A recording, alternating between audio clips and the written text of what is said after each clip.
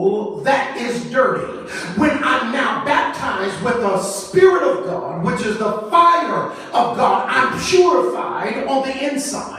My head and my heart are cleansed from all impurity so that the Christ would get a hold of my life, conforming me to the image of God's Son, so that God will present me faultless before the throne of the Father God in heaven. And so that's the reason why I'm baptized. Baptize them. The first thing you have to do in the Great Commission is cleanse them and purify them, and then overwhelm them with my person and my power.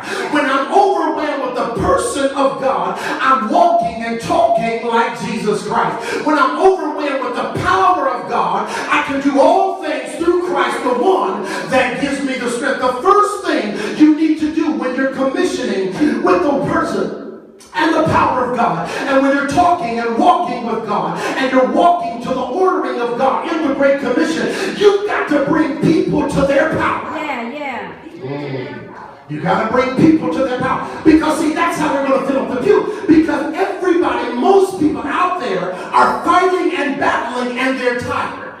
And so when you preach Christ to them and you bring them to the notion of baptism, what you're ultimately saying essentially is, I'm inviting you to your power. All right. See, watch this now. Monday through Saturday, you're weak, you're lethargic, especially by Friday, especially by Thursday night. That's why on Facebook, all y'all talking about, is it Friday yet? Because you're tired. You're tired. And not only are you tired physically, you're tired spiritually, you're tired emotionally. Some of y'all been doing battles with your spouses. You've been doing battles with your family. You've been doing battles with your children. You've been doing battles with business. You've been doing battles with yourself. And so you just start getting more and more depressed. But the first notion of baptism is, I'm inviting you to your power. Yes. Yeah. Jesus tells the apostles, go get people and bring them to their power. Baptizing them in the name of the Father, Son, and the Holy Spirit. Here it is. Baptize them on the Creator. Baptize them according to the one who has the authority to speak in their life. That's Word. Jesus. Baptize them finally in the Holy Spirit, because that's their power in that name. Teaching them. Second, first thing in the Great Commission, bring them to their power. That's why I want to fill up these seats, not because I want more members. I want to bring lethargic and lazy and impotent and weak, vulnerable, hurt, wounded, scarred people to their power.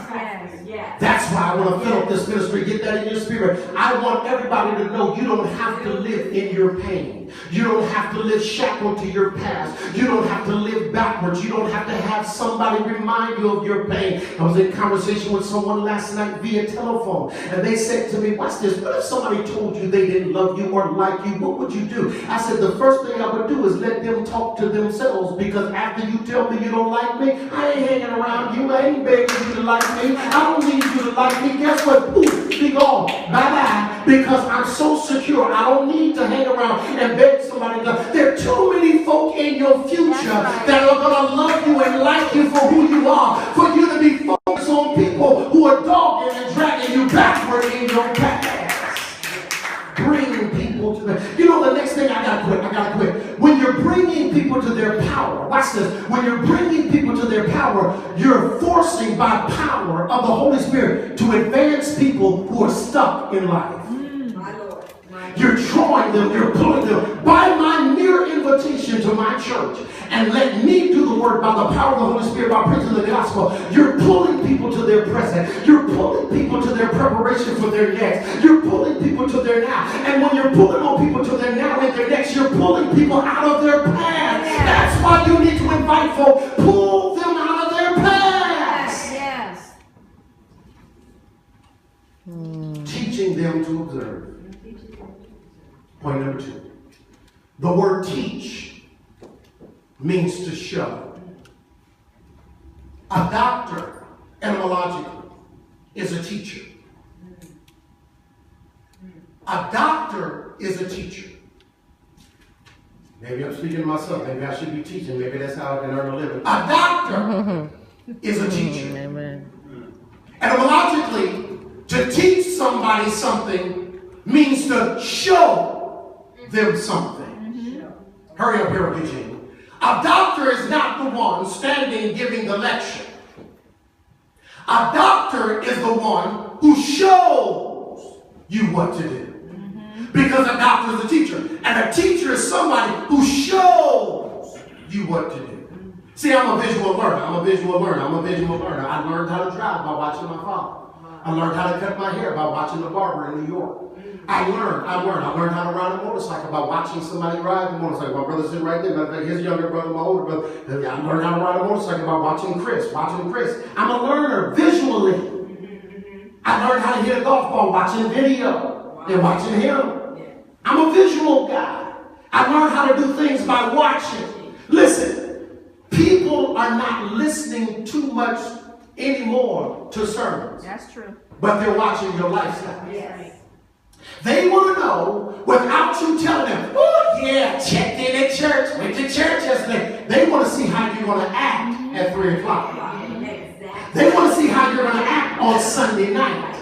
Because people would rather see a sermon rather than hear one in this day and age. Teaching them to do what? Showing them to do what? Watch, look at the text.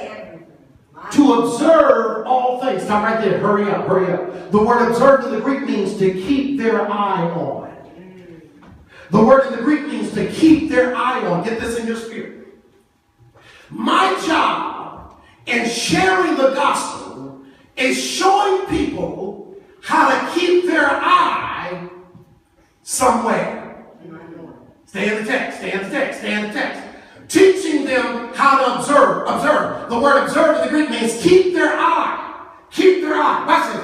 Observe all things. Whatever I've commanded you, stop right there. My job is to teach you how to keep your eye on everything God has said. That's my job, and I'm done. My job is to show you how to stay in the Word. So watch this now. Once I get you in here, once I pull you out of your past, once I connect you to your power, once I get people to their power, my job is to show you how to stay in the Word, how to stay in the fight, how to stay in the battle, how to stay connected to God. Because watch this now, I could be on my way with God, but soon as I don't like where God has taken me, I get off the train. I disconnect from His power. I disconnect from the locomotive. But the good doctor is not one who just lectures all day, but the better doctor is the person who's connected to Jesus in season, connected to Jesus out of season, connected to Jesus when she's broke, connected to Jesus when she's sick, connected to Jesus when she's unhappy, connected to Jesus when she ain't got no joy, connected to Jesus when she's lonely, connected. And if I'm connected in a dark season, I'm going to stay connected in a light season. I'm going to stay connected when I'm in the valley. I'm going to stay connected when I'm high on the hill. I'm going to stay connected when I'm rich.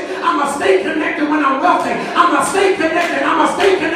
My job is to teach you how to keep your eye on the Word this day.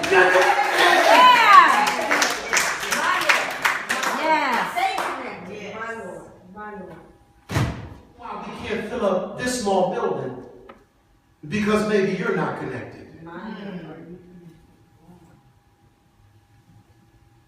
Because if you were connected, you would want to pull somebody else. Yeah.